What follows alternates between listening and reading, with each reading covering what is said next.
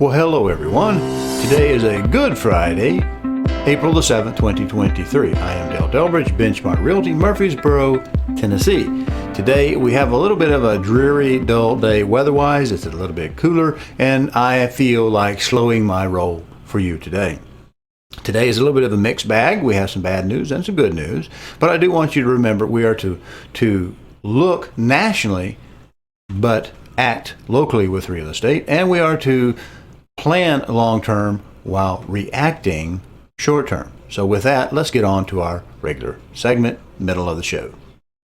If you like this content, please go to calldale2sell.com, find the tab that says on YouTube, click it, and it'll open up a page of QR codes. There you can use a smartphone to scan and get to the YouTube page, or you can just mouse over and click it on a PC. There you'll be able to subscribe to this little button over here and click the notification bell so that YouTube will notify you when each Friday's blog has been uploaded. Thank you. Well, I like to rip the Band-Aid off and get that pain out of the way. I like to eat the frog, as the old expression says. So let's go ahead and look at the bad news first. Now here we have some news from Benchmark Realty, our parent company, and this source of this is stated up at the top as the Greater Nashville Association of Realtors, or GNAR. And we see a year over year for March, and we see that we are down about 1 in 5 transactions.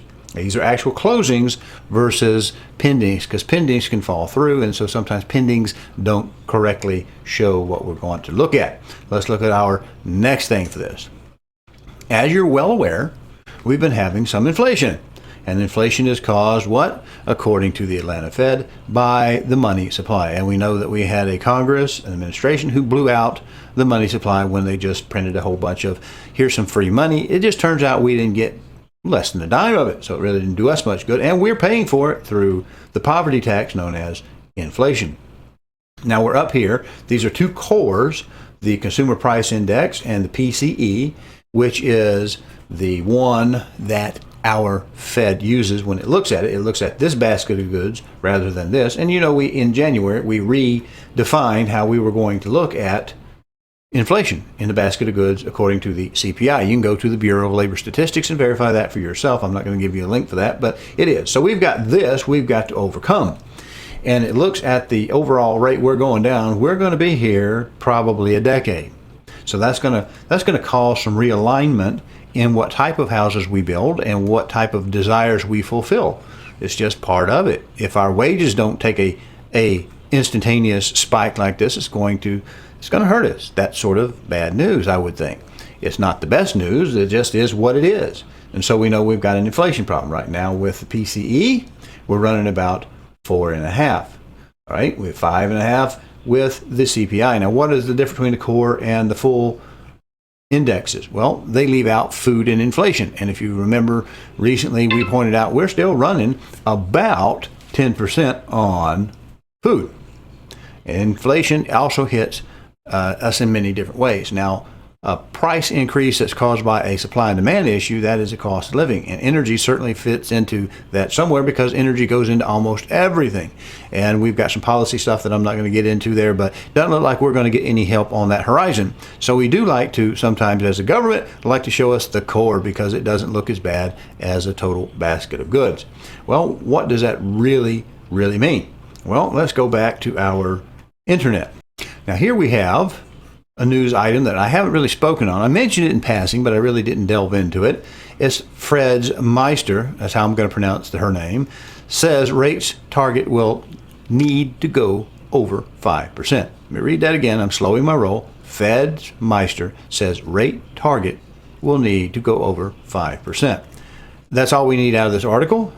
It is from Reuters, and it was by Miss Michelle S. Daly, maybe Michael S. Daly, and this was done April 4th. So this was printed this week. So there we have that. So why does that matter to our mortgage rate? Well, for years and years and years and years, what we had was a mortgage rate set about 3% above the target. And we have compressed that. So a lot of our rule of thumbs no longer work, because we are crushing the distance between the two. Now, what might happen, what could happen, is if in fact investors continue to take it on the chin on real estate in certain areas where they got overzealous and they inflated themselves sort of in a bidding war type of situation, and then they got into commercial real estate the same way. Commercial has kind of taken a little bit of a tumble and it's beginning to tumble further. Well, that might add to a lot of negative sentiment. Now, if the negative sentiment gets in there and it kind of brushes over from the jobs area into the residential area with any significance whatsoever, we might see a lot of the volume drop off beyond 20% that we see in our area. So that's a bad news type thing, but that's probably a short-term response to the very quick response we've had once they finally got started by the Fed raising rates. The thing is, they really didn't raise them fast enough, soon enough, and that's why our inflation is so far out of hand. So we're really taking it on our budgets, most of us that are of the working class, not the independently wealthy or multi-generation wealth type of old money type things. So it's just what's going to happen there. Well, as the Fed raises what it's going to pay in order to get more people to want to buy back some of that money to reduce some of that supply, that's about all the Fed can really do. As we do that, we're going to kind of bang up underneath the bottom side of mortgage rates. And so the investors who would look to maybe buy mortgage-backed securities may start to look at that in light of a lot of negativity and bad news and say, well, I don't know if I want to invest in this. What happens if these mortgages go bad? Let me slip over to that zero risk bond that the Fed has, and I'll just park my money over there. Maybe I won't make money. Maybe I'll lose a little bit of money, but maybe at the same time, I will have at least a known ugliness to deal with. I'll eat my frog. So there we are with that. Let's get back over to that main page. So how does this work? Well, Mortgage News Daily shows, if we pull our rates up, let me slide this up. Mortgage News Daily, we have that in there a lot. We've already grayed out for some reason, but we can see what we're looking for. We're only at 618. Okay, what is our target rate? Well, according to Google, our target rate is about 4.5. So when Meister says that we have to go above 5% for a while, we might instantly think we're going to go at 8%. And we may end up getting there overall in order to support the mortgage-backed securities market before it's all said and done. But I don't see that happening immediately. That's just a guess. That's my opinion. I don't see that happening immediately. And we see that we're already nearly at 5 percentage points now. But if we go back to the Mortgage News Daily, we see that we're only running about 6%, maybe 6.25. It's been above, it's below. But if we're at 6% and we're at 4.5 now, that's really only what, 1.5% difference or so, 1.25, 1.75. It'll fluctuate depending on the daily rates. But we see we've cut down that difference from 3 percentage points, anywhere from 2.5, 3 percentage points, now down by a percentage point. How long can they continue to do that? Well, remember when I said we need to look nationally but act locally in real estate, we need to take on some better data that will help us feel good about our local investments. How far are we going to go? Are we going to buy a house today, our own personal house? Are we going to buy up? If we're a boomer, we see that actually boomers are doing more buying than the millennials, who for years real estate people chased around like the golden goose. But the fact was they wanted to be urban. They wanted to live in the center of the action. So they really weren't home buyers per se. They were more that condo, apartment, high flexibility.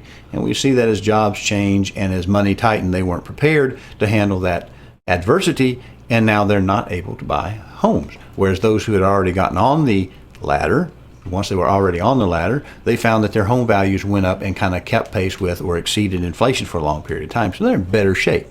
And a lot of that is planning. A lot of that is buying in and actually taking that first step. The millennials are not doing it, and now it's going to be a little bit harder for them to do that. And we see that the boomers are the ones who've kind of taken over because they're the ones who had property to sell out and to migrate. And so that's where we are today. Well, let's take a look at that migration pattern. Over here on the left panel, we have Tennessee's population projection by the Boyd Center, University of Tennessee. You can find that. You can Google that. I don't think I'll present this to you because you have to go in there and fish your individual little bits. That's a bunch of links. I'll fill up the description. But here we're looking at Shelby County. And I have some numbers here that I want to read to you that I've already done the planning on. We see the growth in Shelby County is kind of exponential. It has an upward trend, which means according to the UT, Shelby County is going to continue to explode in population. If they have the tax base to support that and the industry base and the business base to support it, they should be okay. But if they're mainly coming in certain demographics financially, that's going to put a bigger burden. and they're going to want to look to this whole state to pay for their issues. But their numbers, it says here in the void, over a 10-year period, this is a 10-year projection. I don't have the exact date of that. It says that we're going to go from about a little less than $1 million to just a little less than $1 million. So in 10 years, that's a 10-year gain. Well, if I did my math right, taking the small one into the large one, that only accounts for about a 2% growth. Now, we were having inflation greater than 2%, and we were seeing a lot of real estate go up significantly faster than that. Let's look at our next county that we have, Davidson County. Same source, Davidson County, we got it down here. We go from 705 to 756 projected, and that, if I did my math, is about a 7% gain of population. How does that trend based upon previous years? Are we gaining, are we slowing? Don't really know. We see a slight upward trend, but it's essentially a flat, steady growth there, expecting out of Nashville, Davidson County. Now here we are in my county, Rutherford County, where I live, and we've seen tremendous activity in our area.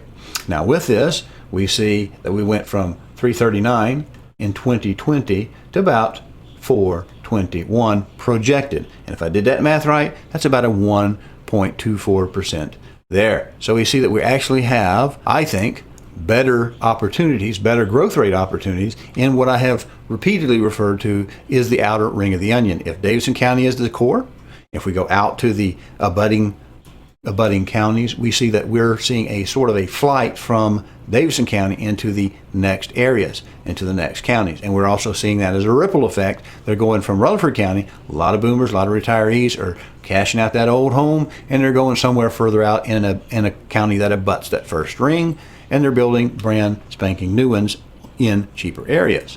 Now, that's what we're seeing. Hello, I'm Dale Delbridge of Benchmark Realty, Murfreesboro, Tennessee. If you are currently unrepresented and would like to know how to compare up to 3 properties side by side and room by room, then go over to my new YouTube channel, Call Dale to Sell. That's 1 L and Dale, no spaces. Watch the demo on Real Scout, and then call me and we'll set up your exclusive ad-free account today. And now our numbers.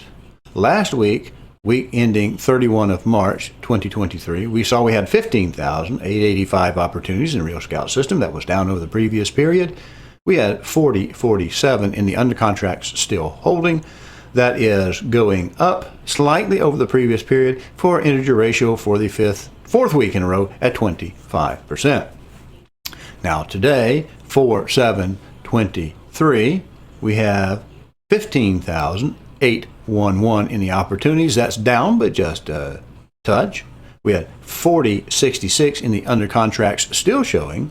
That's up just a scotch, not really significant. But at this level, we finally ticked over in the integer level to 26% in the ratio between the two of them. So what do we know? It's not all good. It's not all bad. We see that we have some challenges coming up, and we'll face those. So if we look nationally, but we react locally, if we look long-term, plan long-term, and we react to that in the immediate future, we can probably do all right in this.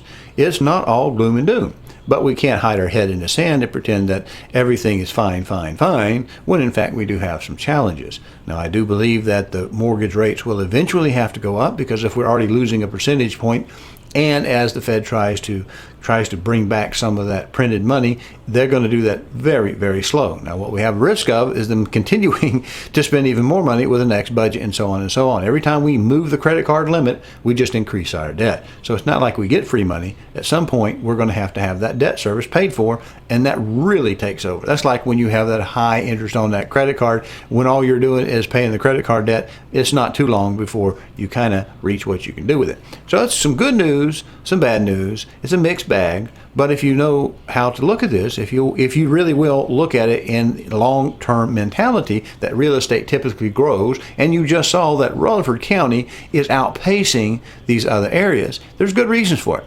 So why don't you come to Rutherford County, get yourself a good realtor, why don't you call me, and we'll see if we can't fix you up with a home in your desired neighborhood and get life so much more relaxed, so much better outside of the super congested Davidson County traffic. Appreciate you. Have a very good Friday.